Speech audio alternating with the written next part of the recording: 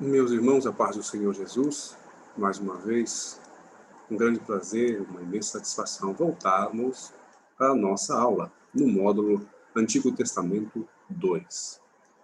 Estamos estudando os livros sapienciais e os poéticos.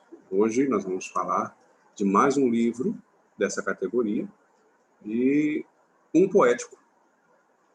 Não somente um poético, mas o mais excelente dos poéticos, que é o livro de Salmos.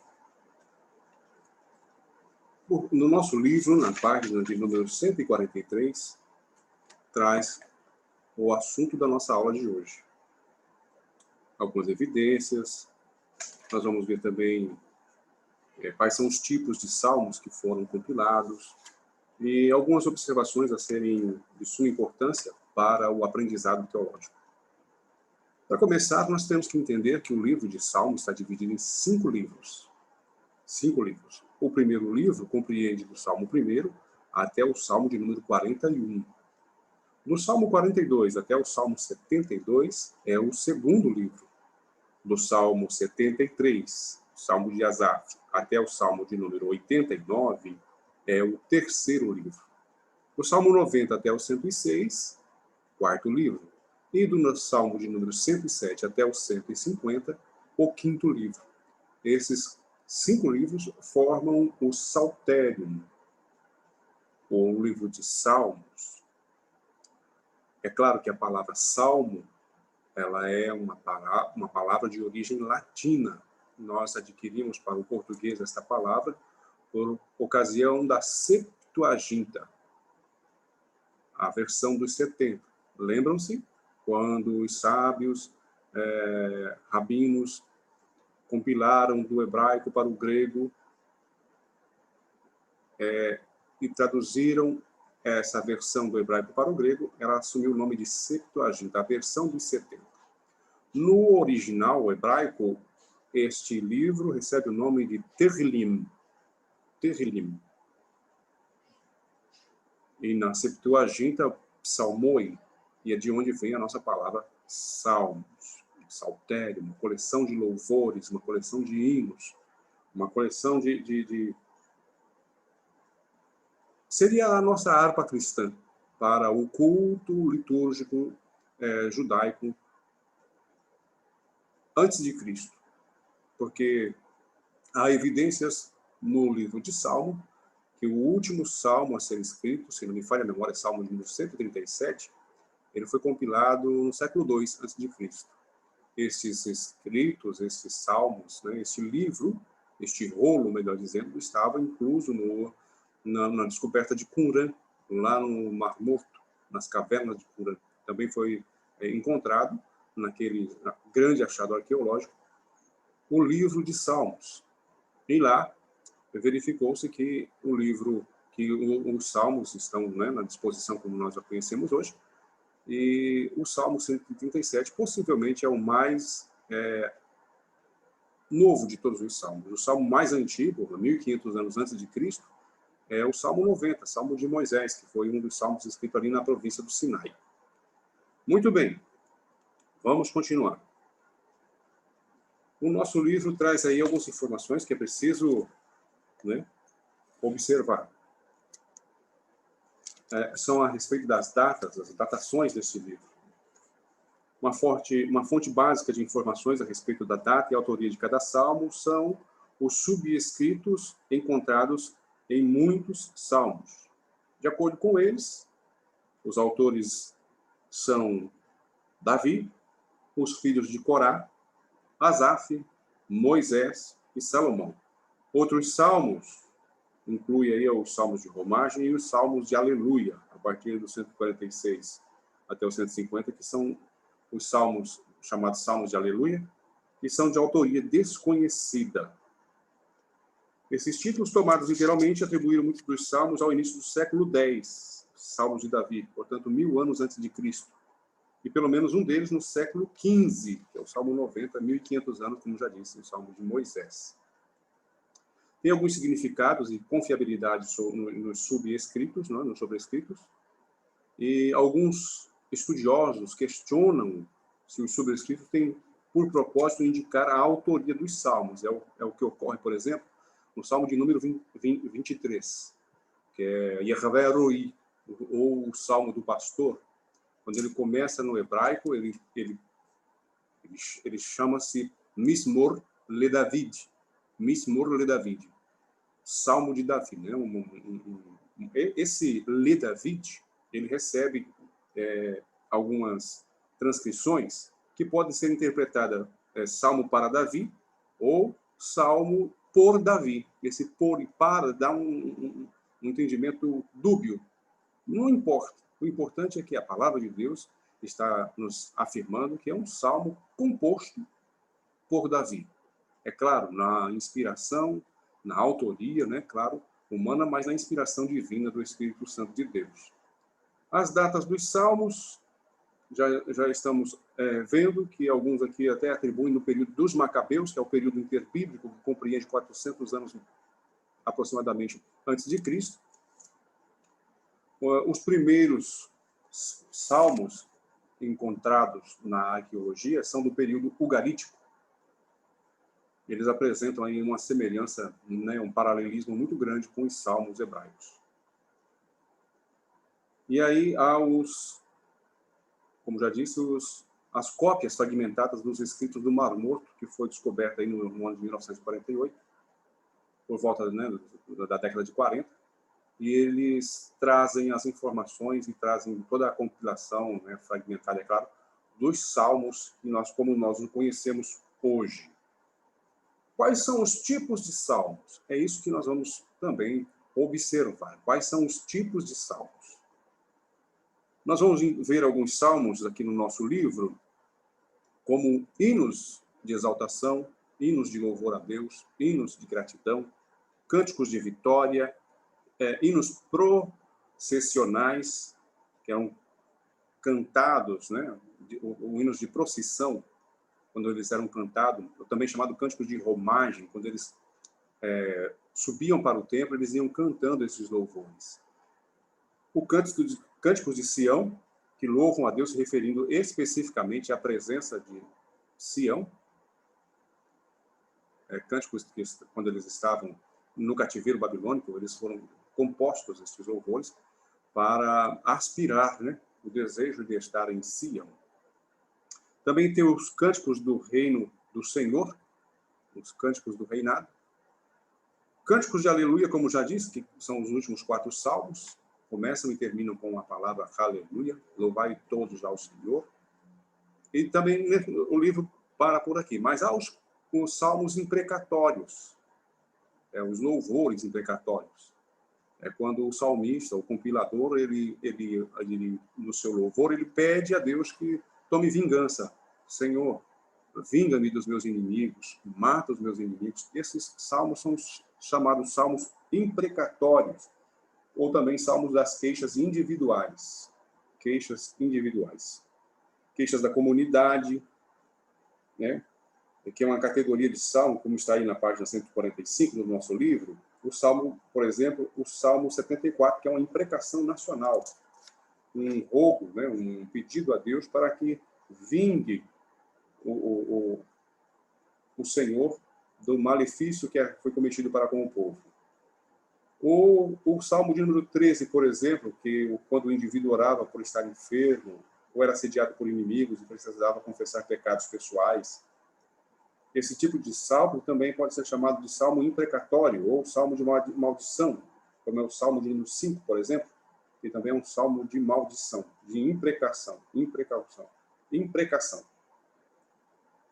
E os salmos de penitência.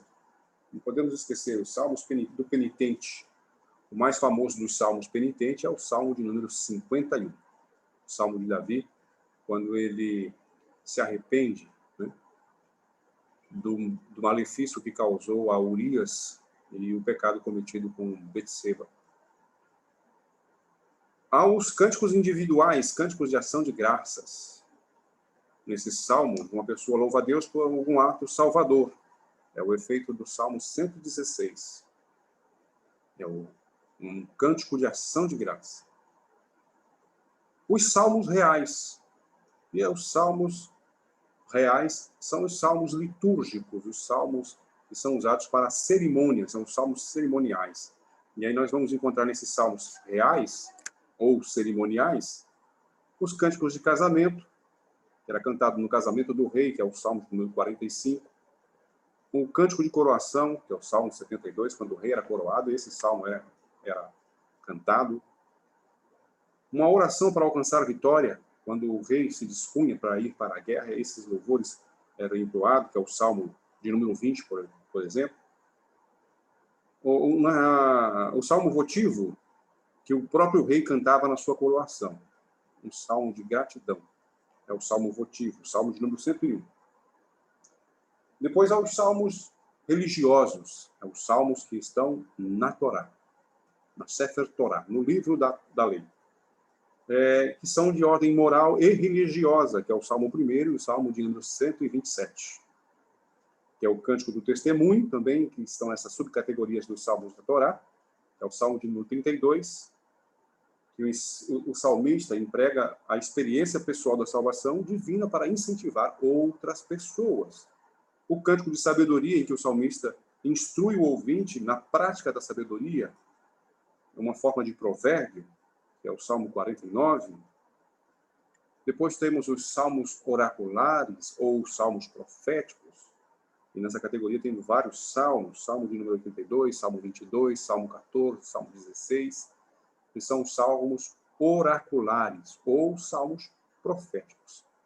Salmos de bênção, salmo de número 128, onde é proferida uma bênção sacerdotal sobre a casa da pessoa que recebia esse salmo, né, essa bênção sacerdotal na forma de cântico.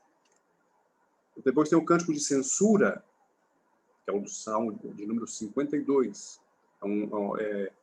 É um cântico que reprova o comportamento ímpio, que é o cântico da censura. O cântico da confiança, que é o salmo que proclama a fé, o salmo que exalta a fé em Deus, é o salmo de número 11. E, enfim, tem muitos salmos. Um estudo mais sistemático dos salmos, nós vamos encontrar salmos em suas diversas faces de louvores a Deus. A história religiosa secular afirma que Martinho Lutero ele conhecia de cor os 150 salmos. Parece um pouco impressionante, né? Mas há que se observar que eles são louvores. Quantos hinos da harpa você conhece? São 640, se não me falha a memória, os hinos da harpa. Se você souber 10% desses hinos, são 64. 20%, 128. Olha que bênção. Então, não há de que se alarmar se Martinho Lutero conhecesse de cor os 150 salmos. Porque são louvores. É só colocar a letra. Quantos hinos inspirados, é claro, do coral que nós conhecemos, da harpa cristã, cânticos que também estão no cancioneiro, né, da nossa igreja, religioso, que são inspirados nos salmos, são louvores dos salmos. E nós vemos a ação de Deus através destes belíssimos poemas. Salmo 142, o mais recente, né, que é um salmo fantástico, o coral até canta esse Salmo 142, é lindo, maravilhoso. Muito bem, vamos fazer algumas considerações aqui preliminares a respeito do salmo, né? Há de se entender que a música na liturgia do culto hebraico, ela tinha uma importância muito, muito grande. Tanto é que quando Davi assume o reinado, né, ele institui os levitas como cantores, maestros. Nesse período é o período áureo, por volta do século X a.C., esse é o período áureo do louvor, do culto a Deus oferecido com louvor. Daí a importância dos louvores no culto de Israel. Um exemplo disso é o Salmo de número 149, Salmo 150. É só observarmos também lá no livro das Crônicas alguns salmos que estão fora do livro de Salmos. O livro de Crônicas, por exemplo, traz no capítulo 15, os versos de 16 a 22, salmos ali, um salmo de Davi, coisa linda. Os salmos eram os hinos do povo de Israel, bem diferente da boa parte da poesia e do cântico do mundo ocidental, que é composto por rima e métrica. É o caso da nossa poesia, né? Nós temos excelentes poemas, belíssimas obras da língua portuguesa, odes, poesias, contos, formas poéticas de expressar o sentimento humano. Mas na cultura oriental, aqui especificamente, da cultura hebraica, a poesia e o cântico têm um paralelismo de pensamento. Que paralelismo é esse? É onde a segunda linha, a resposta desse primeiro verso, ele faz uma reiteração. Ele reitera aquilo que ele está dizendo, ele reafirma aquilo que ele já está proferindo, que é o chamado paralelismo sinônimo. Ou apresenta um contraste. É quando o primeiro verso ele contrasta com o segundo verso, né, melhor dizendo, contrasta com o primeiro verso que fora dito. Esse é o chamado paralelismo antitético. Ou também de um modo progressivo, quando é o chamado paralelismo sintético. É quando a segunda linha reafirma o que está escrito na primeira linha do verso. E todas as três formas de paralelismo caracterizam o saltério, no livro de Salmos.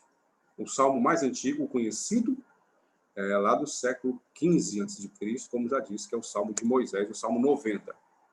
E os mais recentes, os mais novos, eles provêm do século IV, V a.C. A maioria dos salmos foi escrita, como já disse, por volta do século X, no período áureo da poesia hebraica, no reinado de Davi e Salomão. Os textos descritivos que precedem as maiorias dos salmos, embora não pertençam ao texto original, eles não são inspirados. O que é o texto descritivo? É o título que esse salmo se refere. Por exemplo, o Salmo 23, Salmo do Pastor, né? Ou Salmo de Justiça, Salmo do Justo, melhor dizendo, que é o Salmo 1. Esses títulos não constam no original. Eles receberam essa epígrafe, esses títulos, não se sabe quando. Talvez no período do cativeiro, e aí eles foram enumerados. O certo é que eles não constam no texto original, e nem por isso deixam de ser bíblicos. Eles estão constituídos na Bíblia, né?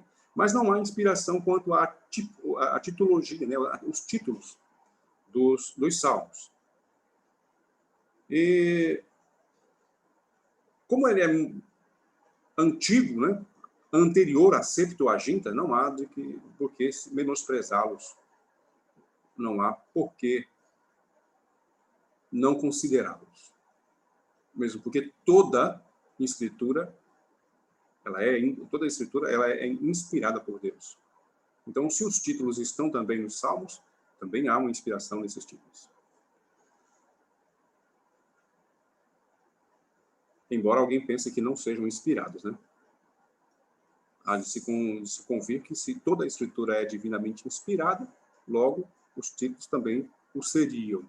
Mas o nosso estudo mostra que eles, por não pertencerem ao texto original, não são inspirados. O conteúdo dos títulos, como já vimos anteriormente, eles variam muito. Né? O título do Salmo, o conteúdo do Salmo. Salmo, como nós vimos aqui no nosso livro, oraculares, salmos reais, salmos de ação de graças, salmos imprecatórios, salmos individuais, salmos de confiança, salmos de bênção, enfim. Esses salmos, eles são uma forma diferente de mencioná-los, né? São de agrupá-los, de enumerá-los. Há de se entender que Salmo não possui capítulo. O Salmo não é separado por capítulo. Salmo capítulo 1 está errado, Salmo capítulo 119 está errado, porque se são hinos, são numéricos. Como a nossa harpa, a gente nunca vai cantar vamos cantar o capítulo 15 da nossa harpa cristã. A gente não canta assim. A gente canta o hino 15, né, porque eles são numerados. Assim também é a constituição dos salmos. Não existe capítulo para os salmos, e sim números. O nome do autor é identificado em alguns salmos, na titularidade dos salmos, né? Por exemplo, o Salmo 47, que é um salmo entre os filhos de Corá. Lembrando que a família de Corá era uma família de levitas que muito contribuiu para a formação, né, do culto de louvor a Deus no período monárquico. Também esses títulos identificam o tipo do salmo. Por exemplo, o Salmo 32, que é um masquil, de repente, as versões mais atuais da sua Bíblia, né, que é a Bíblia que geralmente o povo usa, eles não recebem mais, não tiraram, né, esses títulos. Eles não recebem mais esses títulos. Mas algumas versões ainda trazem ainda, né? Um masquil é um significado de uma poesia que é para meditação ou ensino. Alguns salmos também têm termos musicais, né, recebem essa nomenclatura musical, termos musicais. Um exemplo é o Salmo de número 4, que é para o cantor-mor sobre neginote. Esse neginote é um instrumento que era usado naquela ocasião, naquele tempo, um instrumento de cordas, um neginote. Então, ali, aquele louvor era para ser cantado com aquele instrumento. É como se hoje nós disséssemos assim, ó, este louvor é para ser cantado no violão. Se tocar, por exemplo, numa bateria, não vai ficar legal. Se cantar no violão, fica bonito. Esse era o objetivo, né, quando se encontra, então, esse termo musical, para o cantor-mor sobre neginote, nebaiote, vários títulos musicais. O selá também é um título musical, né, que a gente vai encontrar em alguns salmos, essa palavra selá. O selá, ele é um aumento, né, do tom da música, ela vai subir um tom. Então, quando você encontrar a palavra selá, é porque na música, né, na musicalidade original, aquele texto em diante da palavra selá, ele subiu o tom da música.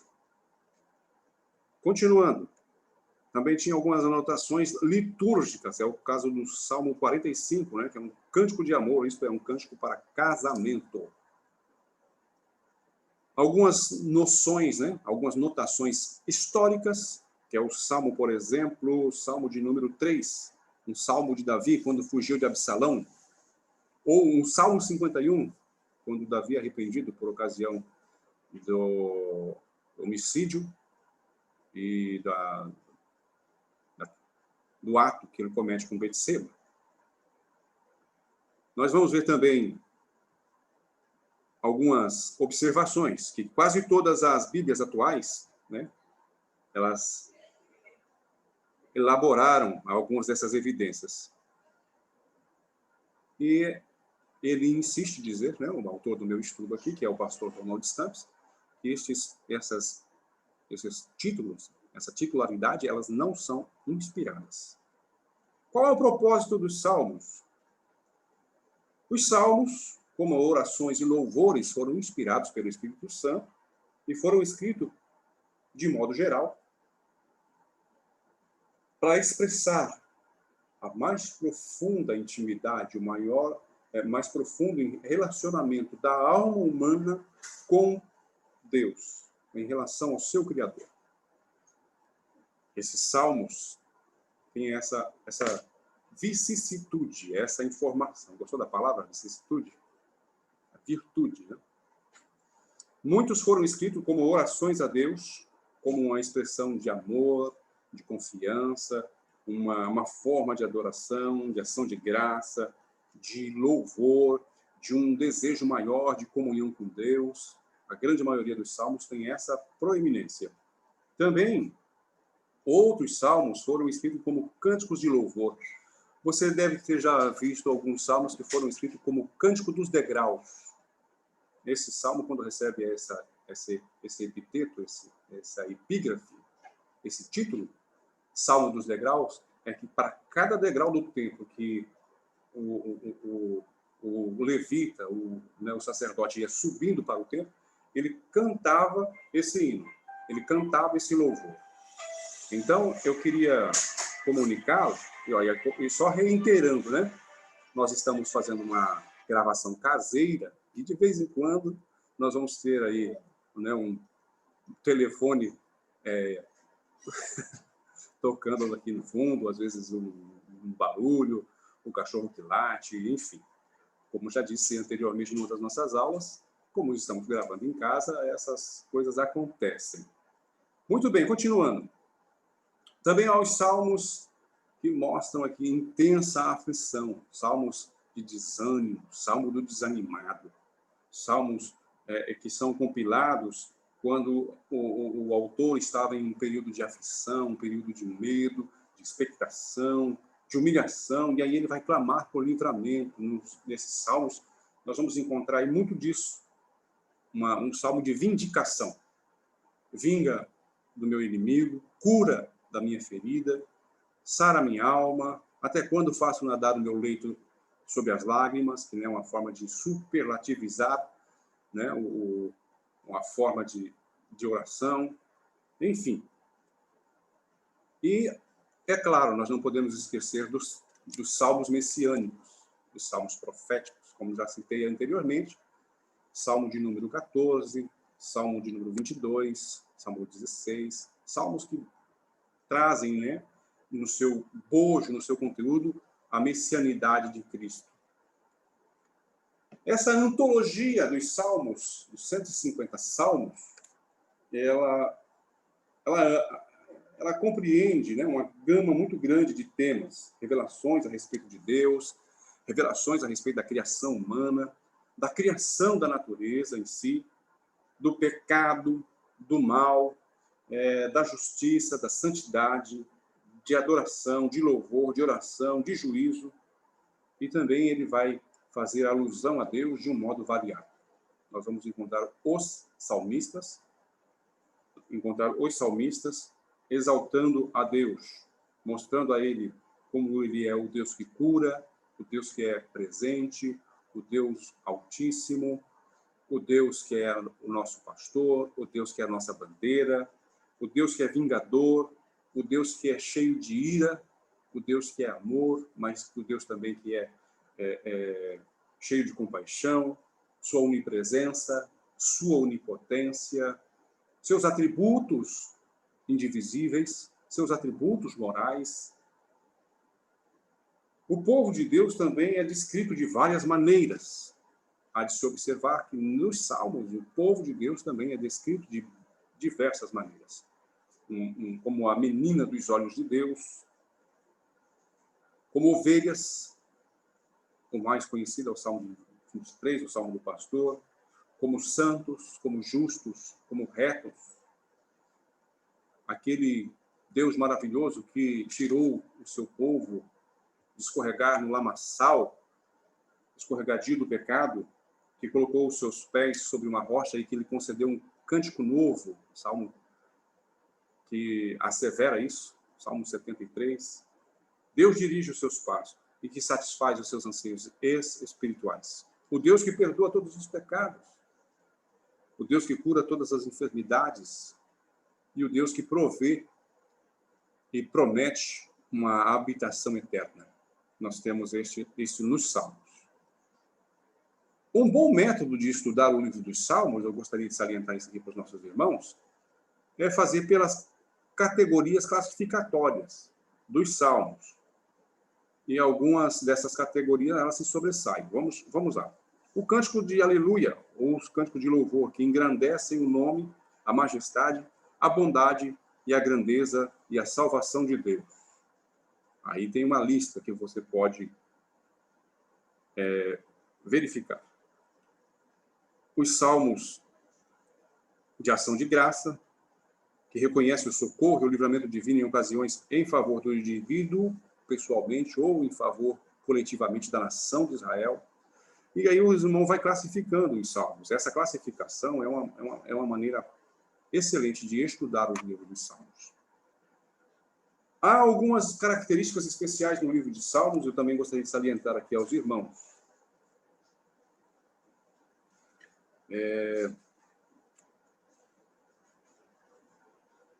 no nosso livro, tem muito dos salmos aí, queixa individual, queixa coletiva, e salmo por salmo está classificado. Se você quiser fazer o estudo conforme eu estou aqui fazendo, um método para estudar, é só você acompanhar no nosso livro. Aí, a partir do salmo primeiro, você vai ver aí na página de número 147, os salmos estão classificados quanto aos seus tipos. Podem observar aí, da página 147 até a página de número 157, vai até o 60, continua até a página de número 171. Salmo de 171. Todos os salmos, sem exceção, eles são classificados aí no nosso livro quanto aos tipos. Facinho, já mastigadinho, já bem degustado, para que você possa aí se deliciar nesse estudo dos salmos, da página 147 até a página de número 171. Os salmos estão classificados por títulos. Uma maravilha de estudo para que você possa aí melhor estudar o livro dos salmos, classificando dessa maneira. Quero mostrar também algumas características especiais do livro de Salmos. Ele é o maior livro da Bíblia.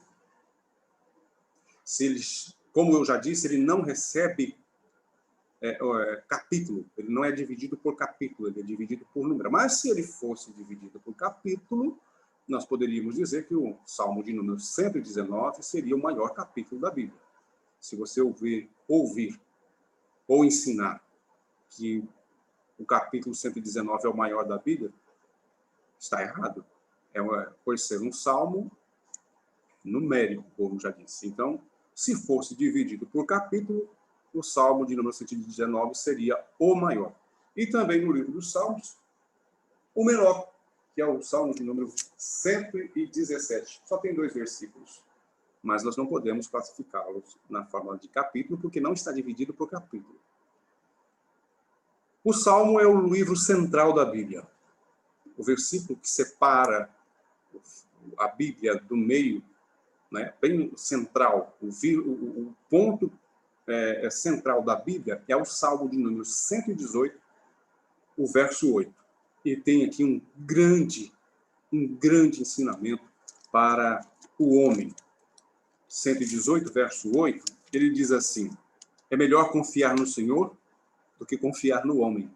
É o Salmo 118. Esse é o meio da Bíblia, o divisor da Bíblia. Salmo 118, verso 8. Ele é um inário, um livro de devocional dos hebreus. Ele é o mais lido dos livros bíblicos. Ele é o mais lido dos livros do Antigo Testamento, melhor dizendo, né? Porque traz ensinos, ele é de uma profundidade espiritual muito grande. Então, por isso que ele é um dos mais lidos no mundo. Quem não conhece o Salmo 191, qualquer pessoa conhece o Salmo 91, é só você observar no comércio, na casa das pessoas, mesmo os que não são crentes, você vai lá, a Bíblia está aberta ou no Salmo 91 ou no Salmo 23, porque são salmos conhecidos universalmente. A palavra aleluia, na versão latina, né? No hebraico é aleluia, é traduzido por louvai ao Senhor. É um termo hebraico universal conhecido pelos cristãos, e ele ocorre 28 vezes na Bíblia, sendo que 24 está no livro dos Salmos. E o auge dessa Salmo dos Aleluia, né, o Salmo de Aleluia, é o Salmo de número 150, que é uma doxologia, chamando todo ser que respira para louvar a Deus, o Salmo de Aleluia. Ele tem ainda uma característica especial, que metade dos salmos consiste de oração de fé em tempos de tribulação. 50% desses salmos que nós temos na Bíblia está constituído dessa situação. Esses são salmos que expressam a emoção, a fé, a emoção, uma forma de oração e fé, um pedido de livramento a Deus em tempos de tribulação. 50% dos salmos. Então, por isso, ele tem essa conotação de ser um auxílio, um ajudador. O salmo belíssimo, o salmo de número 46. Conhecemos de cor o salmo 46. Dá para citar de cor os poucos versículos do salmo 46, o salmo 23. São salmos mais populares, são salmos na forma de oração de fé. É o livro do Velho Testamento que é mais citado no Novo Testamento. E o livro dos Salmos, ele é mais citado do que qualquer outro livro do Velho Testamento, no Novo Testamento. Contém muitos capítulos, né, prediletos da Bíblia. Nós vamos ver aí uma inumerável quantidade de versículos. Uma característica que a gente pode também mencionar aqui é a singularidade do Salmo de número 119. É um acróstico. São 172 versos, ou melhor, 172 versos, isso mesmo. 22 estrofes. Cada estrofe começa com uma letra do Aleph Beit, do alfabeto hebraico. É por isso que algumas versões ainda mais antigas trazem, né, no nome, antes de começar, a cada 8 versos, uma letra do alfabeto hebraico. Nós vimos isso na nossa aula de hebraico, quando nós estivemos falando com o pessoal do módulo avançado sobre a língua hebraica. Uma outra característica é que no Salmo 119, se você observar, ele vai trazer uma ode, um louvor, uma exaltação para a palavra de Deus. Todos, sem exceção, dos 172 versículos do Salmo 119, ele vai fazer essa menção à palavra de Deus. De que maneira? Como lei do Senhor, como testemunho, como mandamento, estatuto, justos juízos, enfim. Em todos os versículos ele vai fazer uma menção da palavra do Senhor. É o Salmo da palavra, o Salmo de número 119. Nós podemos assim dizer. É o Salmo da palavra de Deus. A exaltação que o autor deste Salmo dá à palavra de Deus. A característica mais comum deste Salmo, né, no livro do Salmo, é aquilo que nós mencionamos no começo da nossa aula, que é uma característica literária, é um estilo poético chamado de paralelismo. Está aí no nosso livro, se você quiser dar mais uma olhadinha, na página número 147, quando nós começamos, 47 não, 144. Esses paralelismos estão aí evidenciados. É isso mesmo. E essas características possibilitam a tradução da mensagem, né, de um idioma para outro, sem muita dificuldade. Não há dificuldade em traduzir para um outro idioma por ocasião dessa forma com que o Salmo foi escrito, esse paralelismo, seja ele sintético, seja ele que assevera, né, a palavra anterior. Essas formas de paralelismo, elas são muito práticas para a tradução. Por isso que é um livro de um conhecimento universal. Por isso, meus irmãos, nós temos que estudar e continuar estudando a palavra de Deus. No Novo Testamento, há 186 citações do livro de Salmos. É o livro que ultrapassa qualquer outro do Antigo Testamento. O próprio Senhor Jesus, ele cita o livro de Salmos. Os escritores também do Novo Testamento, eles vão citar o livro de Salmos. E muitos desses salmos, ele é usado, né, para o cumprimento cabal. Jesus, quando disse a seu respeito, olha, vós errais em não conhecer as Escrituras, porque são elas que de mim testificam, ele estava também se referindo não somente à Torá e os outros escritos, mas principalmente ao livro dos Salmos. O Salmo messiânico, o Salmo 110, por exemplo, ele é uma profecia É o mais citado no Novo Testamento, o Salmo 110. Também, se nós observarmos as palavras de Jesus citadas na cruz, algumas delas estão nos Salmos, né? Jesus, citando o Salmo de número 22, ele faz essa citação, né, lá na cruz. Deus meu, por que me desamparaste? Enfim,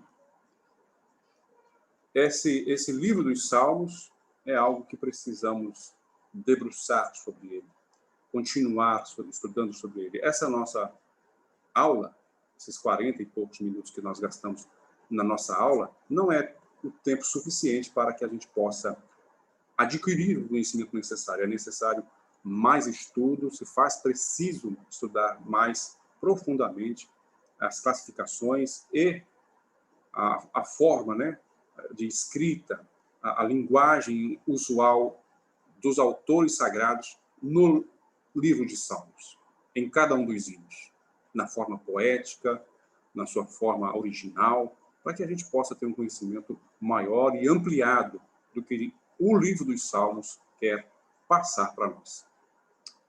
A gente volta na próxima aula, nossa última aula. Eu quero desejar a todos uma excelente noite na paz do Senhor Jesus.